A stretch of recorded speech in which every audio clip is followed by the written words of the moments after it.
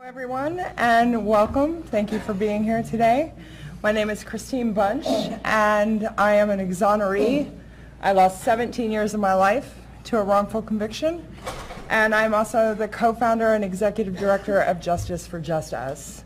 Our panel today is the consequences of corrupt convictions, and I'm grateful for all of my panelists.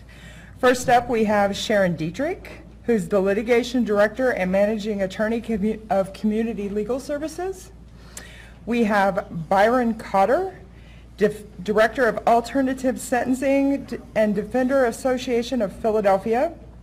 Mark Cichowicz, who's of the Appeals Division, Defender Association of Philadelphia. And Michelle Burrell, who's the managing attorney of the Family Defense Team at the Neighborhood Defender Service of Harlem. And Juan Rivera, who's an exoneree and my co-founder of Justice for JustUs. Hello, please start sharing your stories. Thank you. I came to legal aid 30 years ago as an employment lawyer. I'm still an employment lawyer. But when I came 30 years ago, the idea that I would have spent my time at things like this would never have occurred to me. But now, Community Legal Services, which represents all the low-income people of Philadelphia in their employment-related matters, gets about 1,500 new cases a year, of which 1,000 are about people's criminal records. So out of all the reasons a low-income person might need an employment attorney, 2/3 of them are coming in to see us because of criminal records, which tells you what an insidious barrier having a record is, even though you may have done your time a long time ago or you did no time. We represent a lot of people who have non-convictions on the record. So my connection to this particular issue, I would say, goes back to a client who came in the last couple of years, and his story to me was, I just got turned down from a job because the background check says that I was guilty of a case, and there was a corrupt cop who had framed me.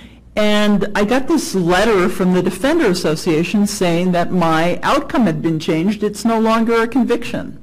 And sure enough, there was a letter from one Bradley Bridge that said that his conviction had been vacated and it was now withdrawn charge. But the background check did in fact say, years after Brad had achieved this result, that his outcome was guilty. Now, this is a really important thing for all of you to understand in terms of what you advise people going out into the world about what the consequences are, even though the conviction has now been vacated. Because one really important thing to understand is that background screening companies are not refreshing their data every time they do a background check. No, not at all. As somebody who's sued them over and over and over again in class actions, I can tell you that the method that they use to prepare their information is that they basically have proprietary data, which they do not refresh in many situations. And so even though Brad has gotten the public record cleared to say this case was withdrawn, they're going back to the original conviction. And this man who had wrongly been accused of drug dealing is still walking around having employers believe that he was convicted of the case. So there's so much I could say on this problem. If you're interested in it, you might check something that I published, a paper called Ants Under the Refrigerator, which talks about the fact that these background check companies often report cases that are expunged. In some ways, this is a similar thing because it has to do with a changed outcome of a case. It's really important to deal with the background checkers head on. It's difficult to deal with them head on. People should at least come to legal aid if they run into this problem, and we'll try to help them out.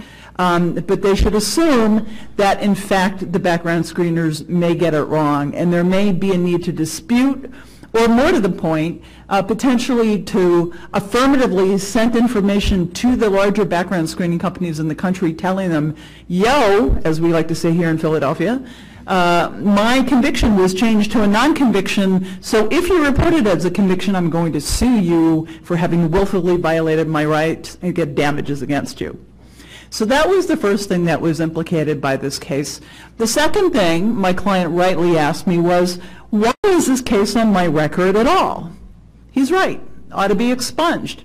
And one of the things I want you all to think about is you're working on getting people's cases vacated or reclassified is trying to line up the outcome with your state's expungement law.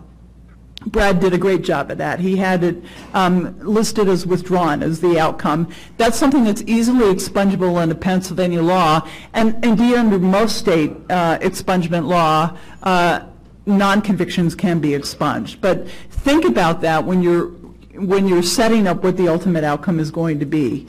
Brad and I still at some point are going to have to try to do a mass expungement of the mass exoneration. It's like the next step in a process, but we always seem to get detracted by other things that are going on today. We'll do that one day. The third thing I wanted you to know is just to give everybody here a sense of what employment law says about criminal records. Because, you know, even now there are a lot of employers that say, there's this thing called employment at will, which means we can turn you down for any damn reason we want. That's not true. It is true there's something called employment at will, but there are legal rights that people with records have, whether they have convictions on their records or non-convictions.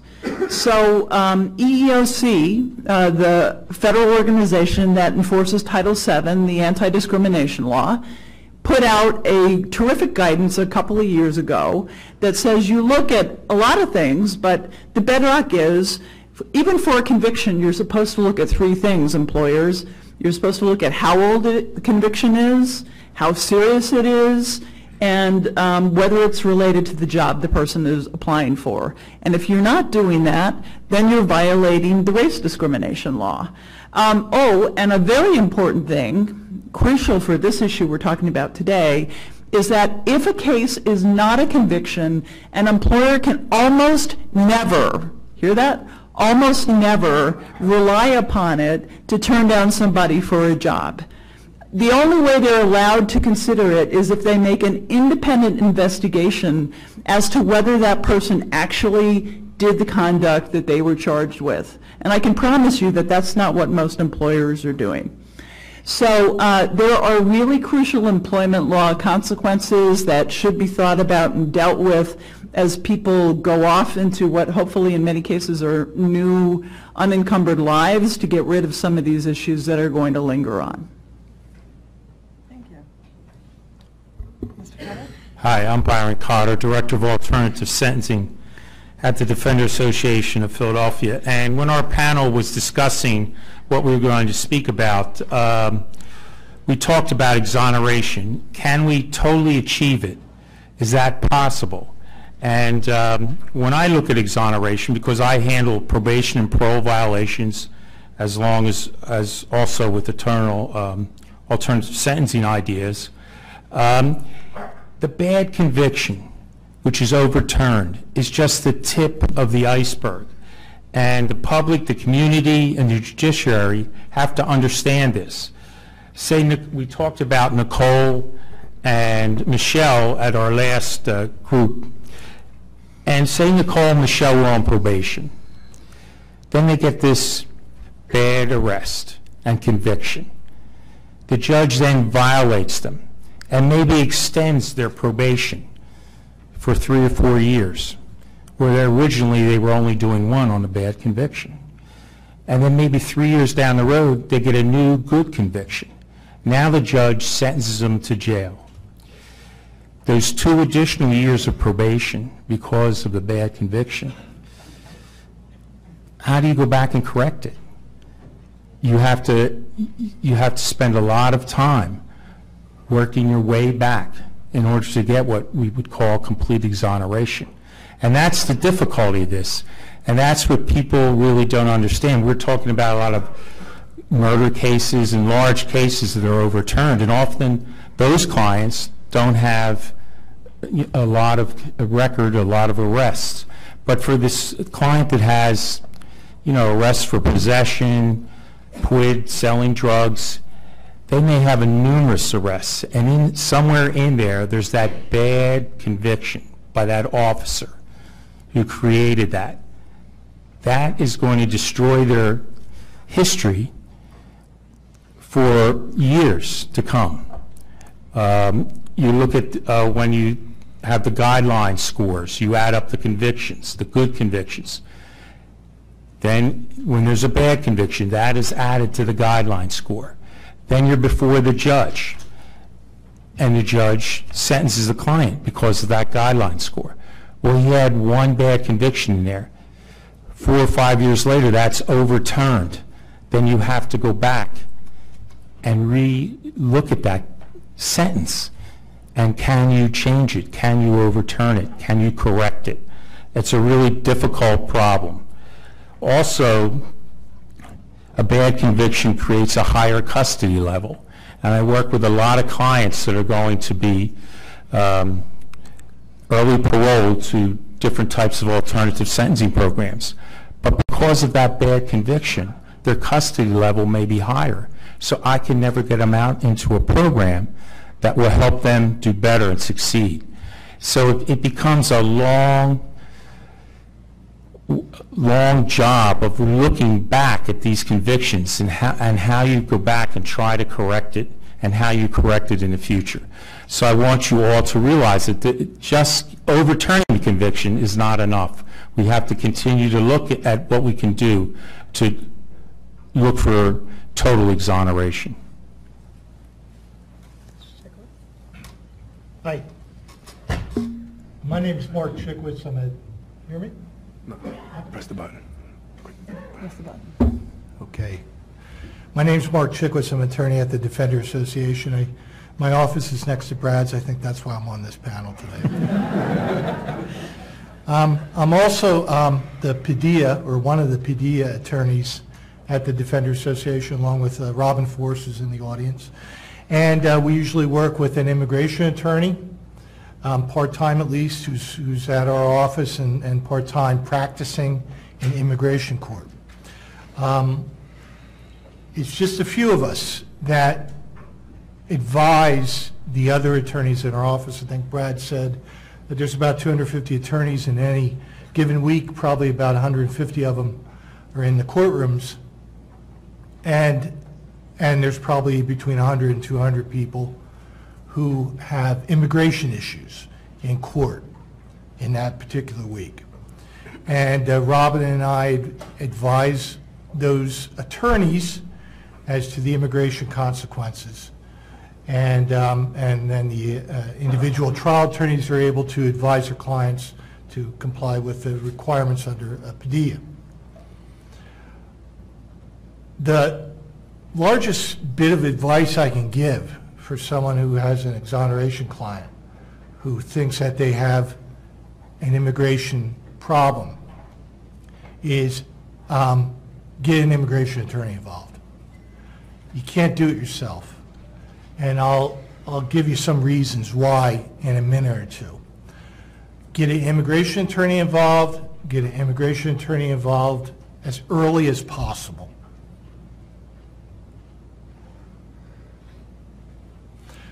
First, I guess you want to determine whether your client has an immigration issue.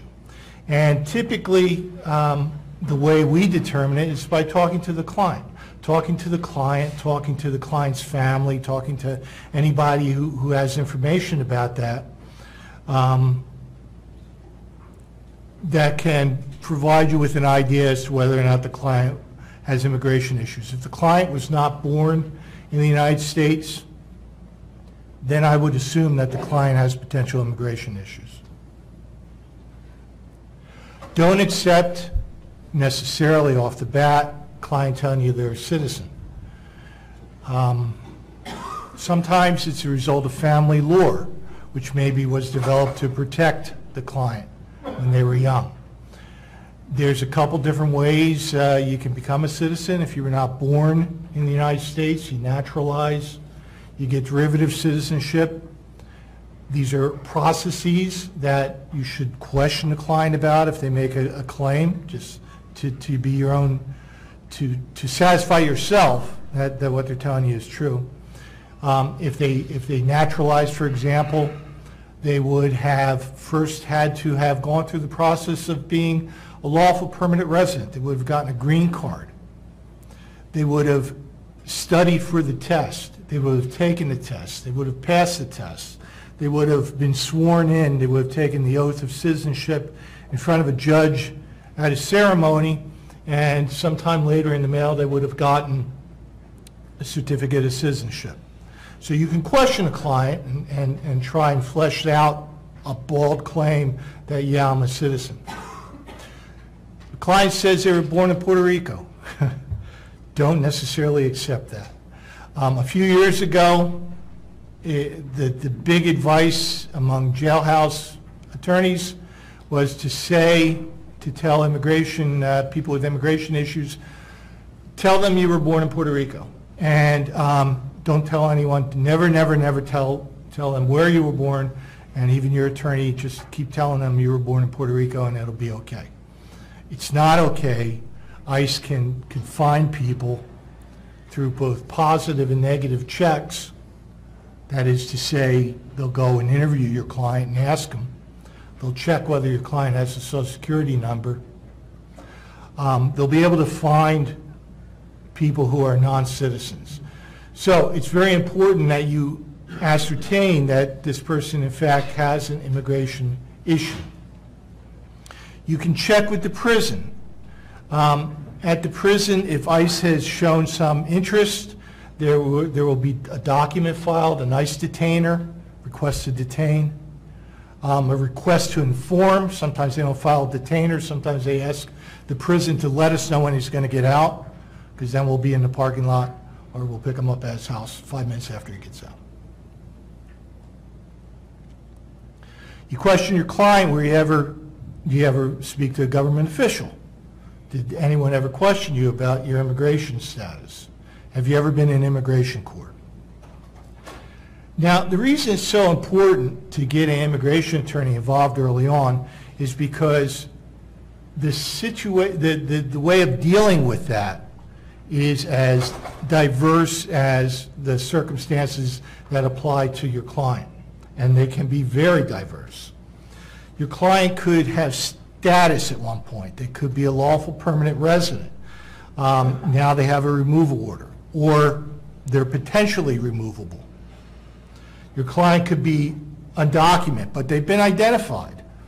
They've been, at one point in time, they tried to enter the U.S., they returned back at the border, but they were fingerprinted before they returned back. They entered the U.S. lawfully. That is to say that they entered on a visa, and they overstayed the visa. And then you have clients who are undocumented. Perhaps they're EWI, they entered without inspection. And they're unidentified by the government, and yeah, they're in prison. This kind of a situation actually implicates something else. Let me just digress for a moment. In those other situations, in theory, the information is out there somewhere that your client's a non-citizen. In a situation where someone entered without inspection, maybe nobody knows that. If your client provides you with that information, then I think that might implicate issues of attorney-client privilege. If the information is only coming from your client, so you have to be very, very careful about how you share that information. That's another reason why first of all, you want to talk to your client and make sure they understand that you want to follow up on that. You want to share that information with somebody, and that's another reason why you want to go to an immigration attorney and discuss it with them before you discuss it with any, say, government official.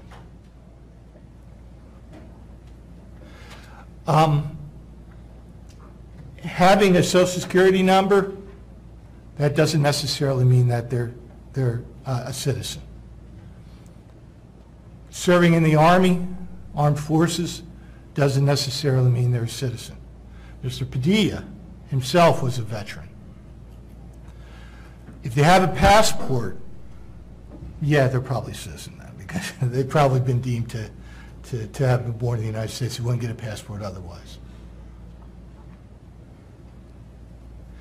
Another twist that comes into play is that there are different forms of relief that may be available to your client depending on their status, whether they're undocumented, whether they're an LPR. Again, you need to speak with an immigration attorney so that a plan can be made to start whatever is needed to obtain that form of relief. And if the person has grounds for removal, or if they're undocumented, and then they're going to be removable for that reason alone, you need to develop a plan. You need to develop a way of convincing a court later on, an immigration court, that the person should get relief from removal. It's all discretionary. So you need an attorney's guidance to reach that point. Another twist is that perhaps the conviction that's been vacated is the basis for the removability or the inadmissibility, but perhaps not. Perhaps it's some other conviction. Well, that creates a whole new slew of problems. I read an article recently, I have it here from the Marshall Project, about a gentleman who was exonerated after serving 27 years for a conviction for a rape conviction. He went from prison, state prison, because he had 4 concurrent lifetime sentences imposed for the rape conviction, into ICE custody. And the reason is because he also had a possession with intent to deliver conviction. When he was younger, he says he needed money because he had gotten married to a woman. He didn't have any way of supporting her. He bought $20 worth of drugs with the idea of reselling it, making some cash, and he got caught and he got convicted. ICE didn't move on him then, but when he got released after serving 27 years, they moved on him. And they said, this is a basis for your removal at this time. So you need to talk to an immigration attorney. I can't emphasize how many times I can say that. There are some things that you can keep in mind as you're working on the exoneration. One thing is that the basis for the exoneration should be clear on the record, and it should be some kind of legal basis, should be a legal defect. There are some jurisdictions where people get exonerated for rehabilitative purposes. That does not fly with immigration court. There has to be a legal defect. If it's a legal defect, then usually the immigration court, the government, will honor that. They won't go beyond or beneath the state order.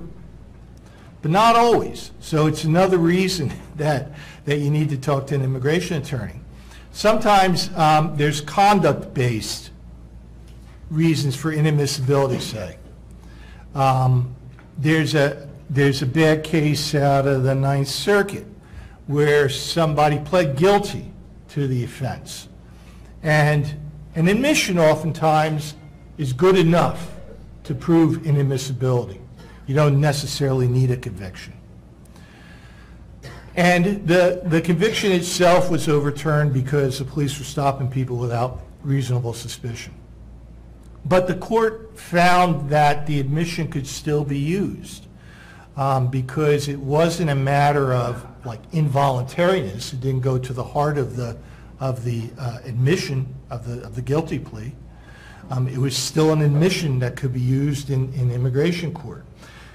So that's a problem that an immigration attorney might be able to think about and forestall.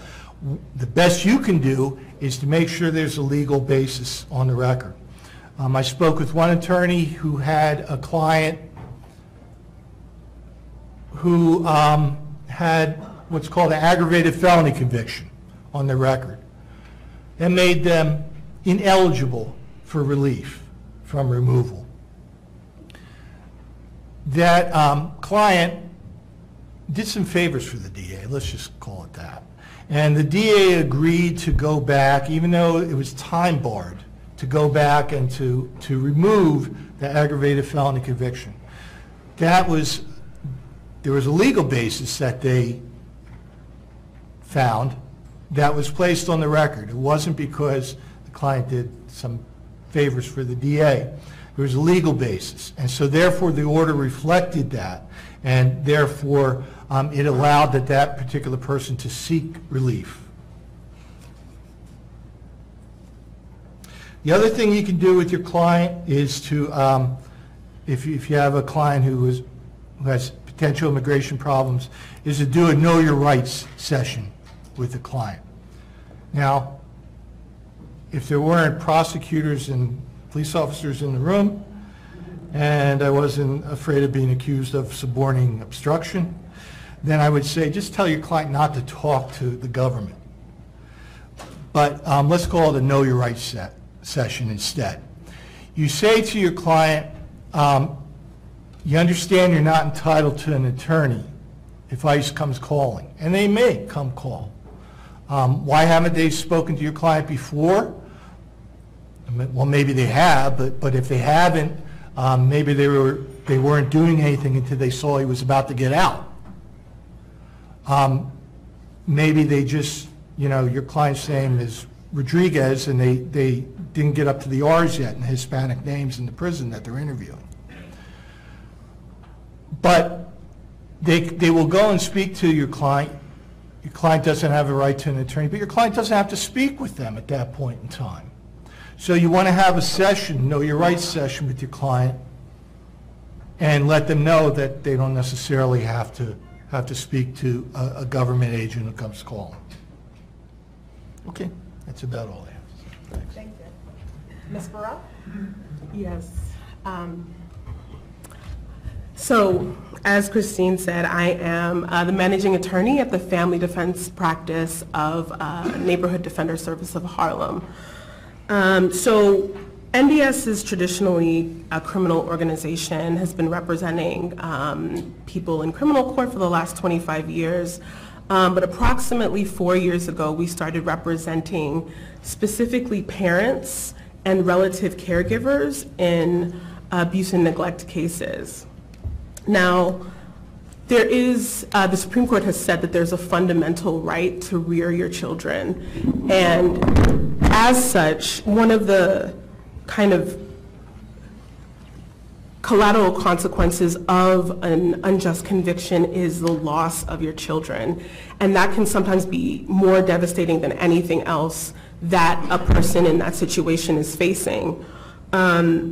While it's a collateral consequence for any kind of conviction, however it happens, it's particularly egregious because the ability to kind of roll back the time and roll back, the time that you lose, I don't know how many parents are in the room, but the idea of like losing your child and having them placed in foster care and being relegated to seeing them maybe once a week for an hour at a time, or to see them via video conference if you're incarcerated, is one of the things sometimes that our clients are most concerned about, where they'll end up and how they'll be returned and how they'll have any contact with them.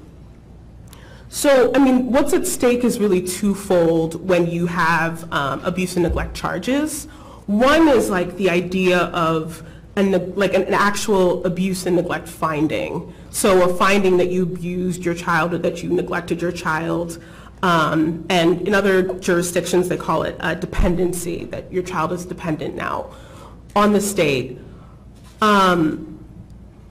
The finding of abuse or neglect often doesn't have that much impact on people's lives. I mean, sometimes it can really have an impact if you're somebody who's like a caregiver for children, a nurse, a teacher, somebody who's even a janitor at a hospital. They might, lose their job in that sense.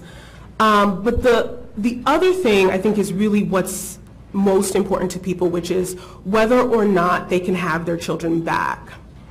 And so in New York State, the standard for the return came from a big case called Nicholson v. Scapetta, where the court found that in order to, in determining whether a child was able to be removed, the court had to balance whether the child was at imminent risk of harm and whether that harm could be mitigated by services or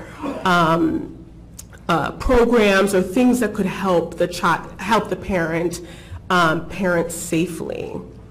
Now, the problem, I think, comes where you have the stigma already of the wrongful conviction, and regardless of whether or not you're able to overturn that, or even if you are able to overturn that and you have that clear from your record, there's still this idea of whether or not you're safe. So even if you can get the drug charge completely dismissed or completely vacated, you're still left with the fact that your client is going to be subject to random drug screening, is going to be required to do maybe a drug treatment program, is going to be required to visit regularly and do all of these things while they're impacted by all of the other pieces of their case, by their immigration case. Maybe they're having problems with employment. Maybe their parole officer is completely in a conflict with them at all times. And on top of that, they're trying, at least in New York City, just trying to live and have anything in that city is a really difficult thing if you don't have the means.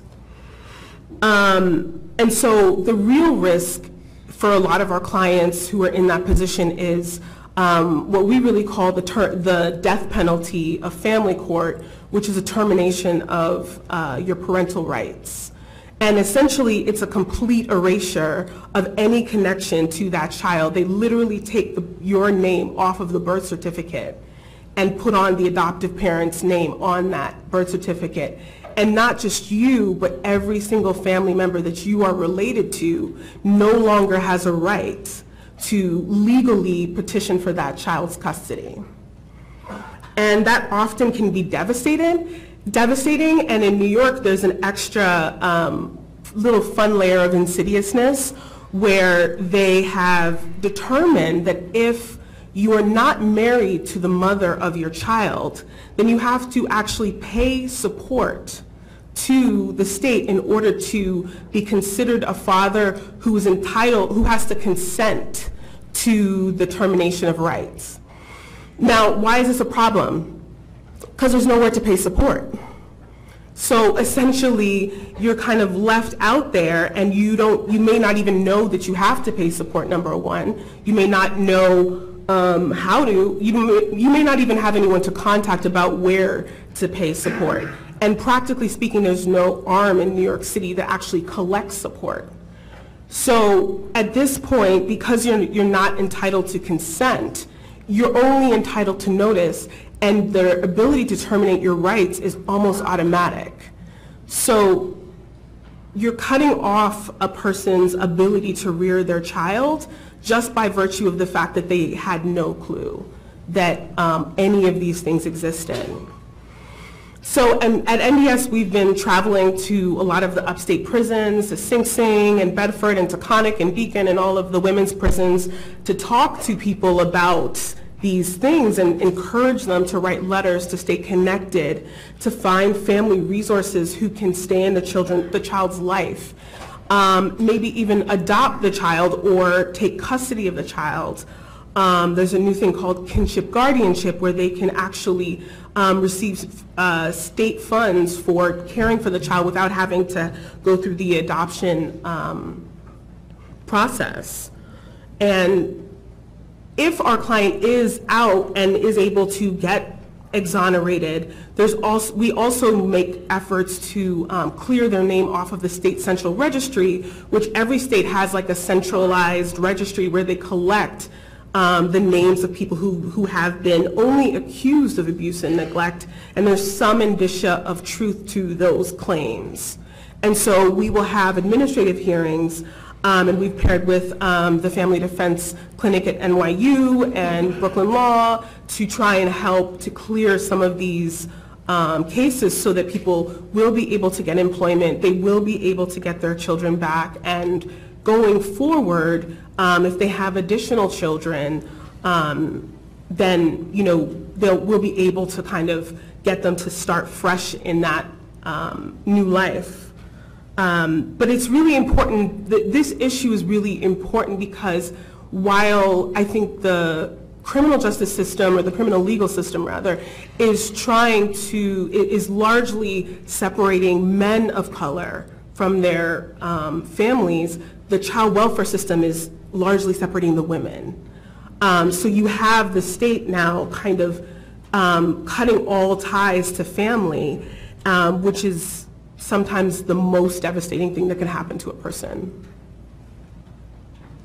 Thank you. Good afternoon. My name is Juan Rivera, and I am co-founder and director of Justice for JustUs. I am an exoneree. I served 20 years of a natural life sentence for a crime I didn't commit.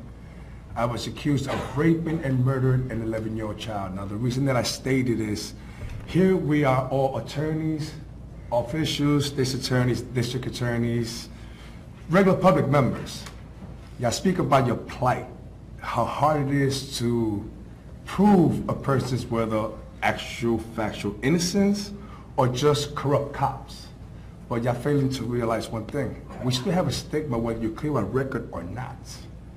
Social media always portrays us, myself included, as a murderer, monster, child molester. Now you tell me what record, what court system will clear that in the news media. No matter what y'all do, we still have that stigma.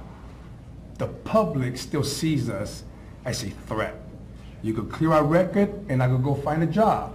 I still won't get it. Not because I have a tainted record, but because I have a tainted face.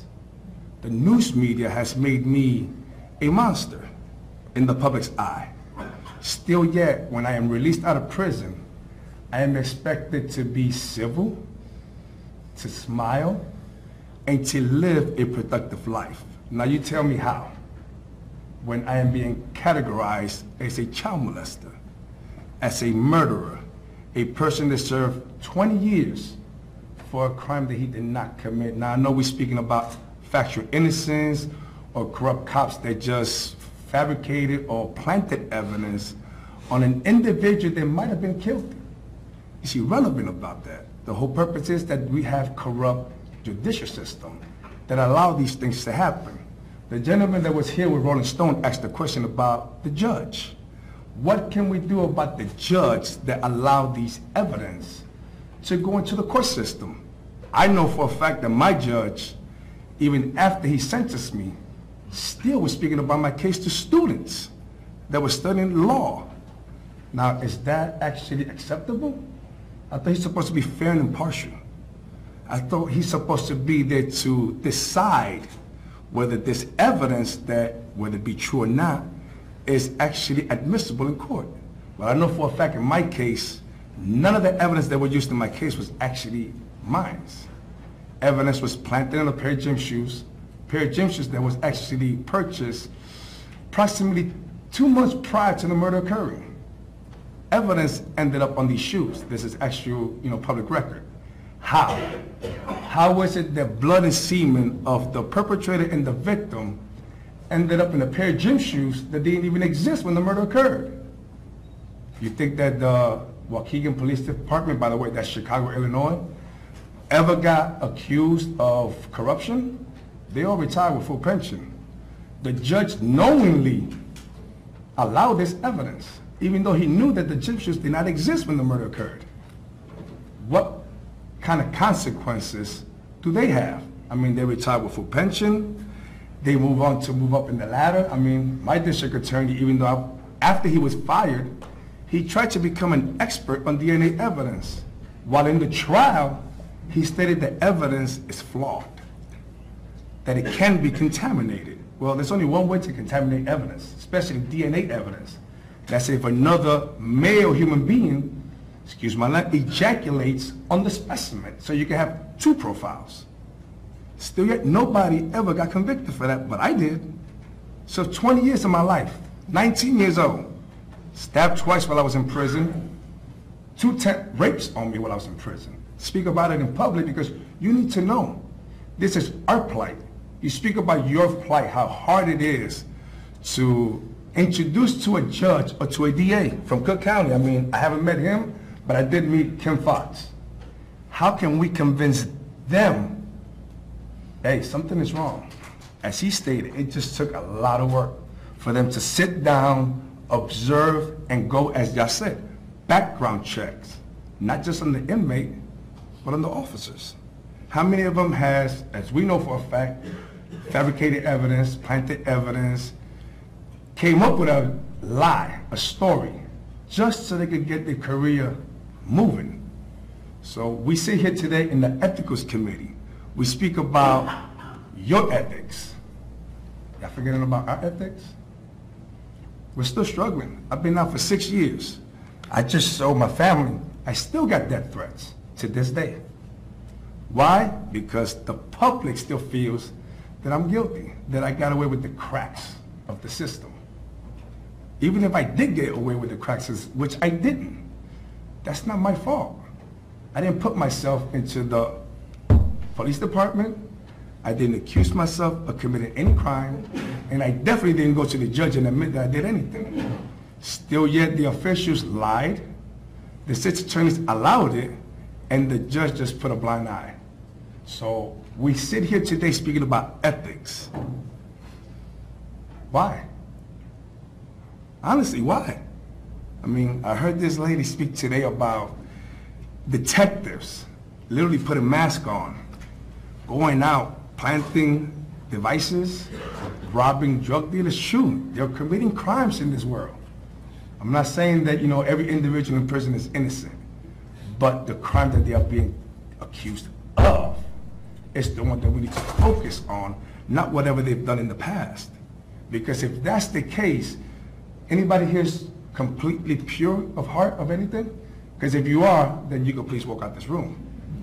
But if you're not, why didn't you open the door for me when I went to prison? Because I'm pretty sure you have made mistakes in your life. The difference is that I got caught with the wrong crowd. Y'all didn't. You had a better opportunity to move on and move out.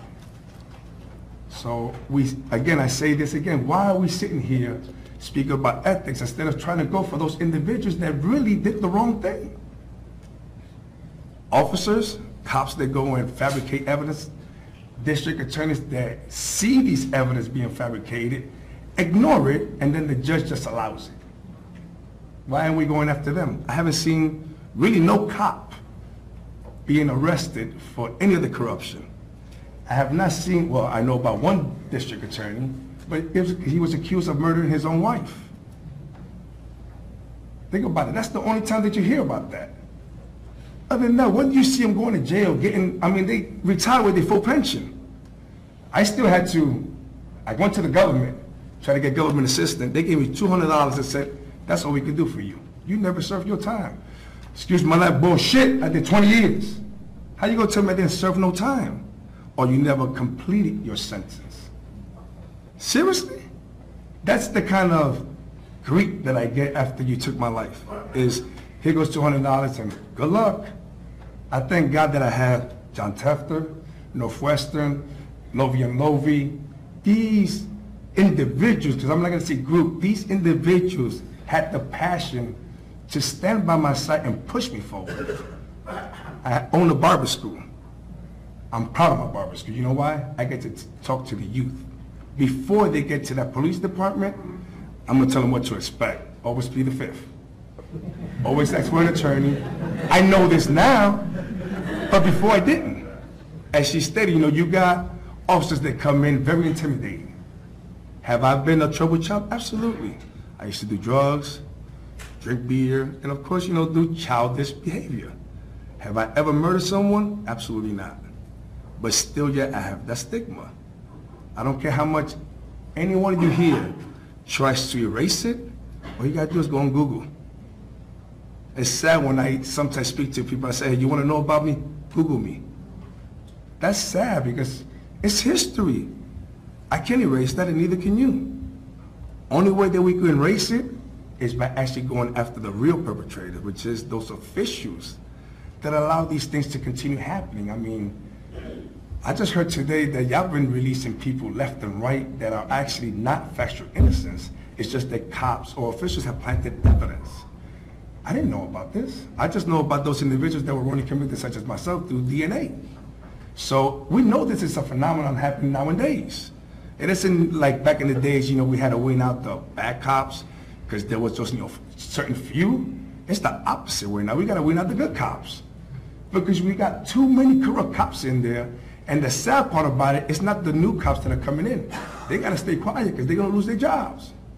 It's those older officers that really don't care. I mean, and it's sad when it's your own race, whether it be Hispanic, African American. I mean, nowadays we got corporate Americans also in there, not because they're stealing money, because they're being accused of crimes they have not committed. So again, I reiterate, what are we doing? Just speaking about how we're going to get another person out of prison? I mean, I'm pretty sure every single one of you is capable of doing that. But what after that? Remember, y'all really can't do much. Y'all can't, and the government doesn't give us anything. So how do you expect for us to be released and be a regular civilian where we don't know how to? I was 19. I didn't know how to pay a bill. I still don't know how to use a computer fully. I asked my sister all the way in the corner to help me. How do you expect for us to live life when all we know is that garbage that you still keep behind us? Remember, that shadow never leaves. That's all I gotta say.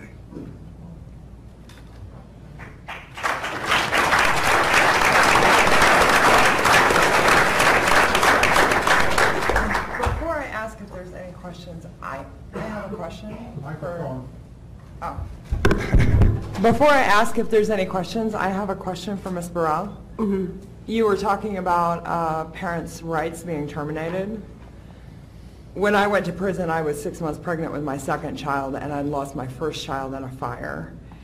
And it took a great many years to prove that it was an accidental fire and not an arson at all.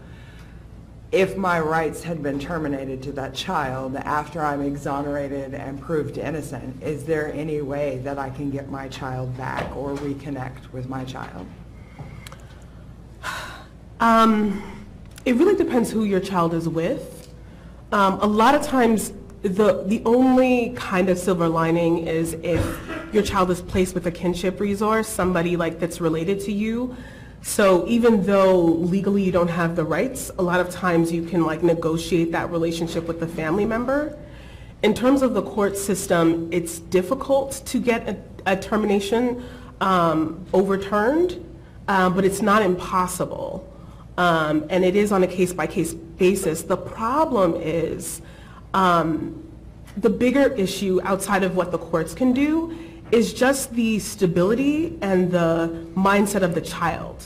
So if you did 7, 8 years and you came out and that child is not seeing you as mommy and is stable, regardless of the fact that you could parent, that you're physically capable and that you're loving and that you have all of the things, you might have a job, you have a good 2-bedroom apartment, all of those things, the court is still going to say, well, why should we disrupt this child's life to reconnect them with their biological parent when their foster parent or adoptive parent is just as good?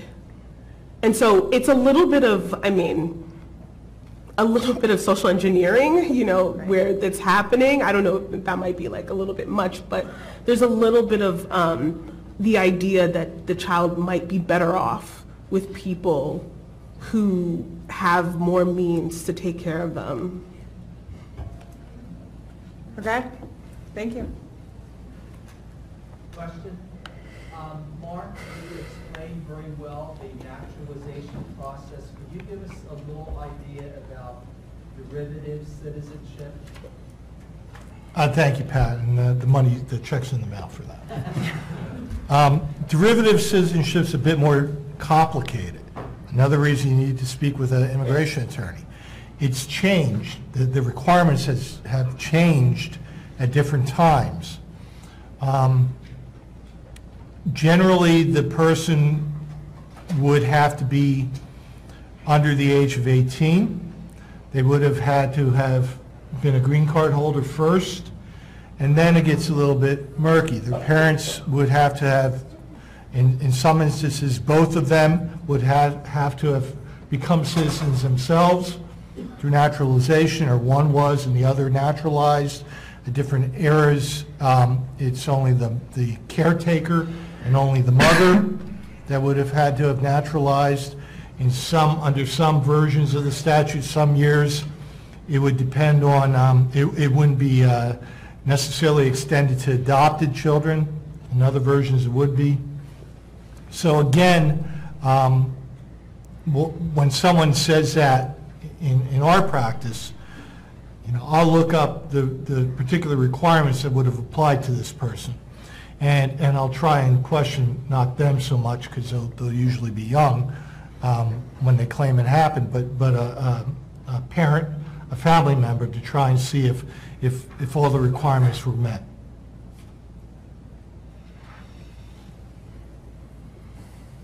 I just have a quick question either for you, Kristine, or for Juan. I was wondering if you could give us a brief synopsis of what your organization is. You want a second? Okay.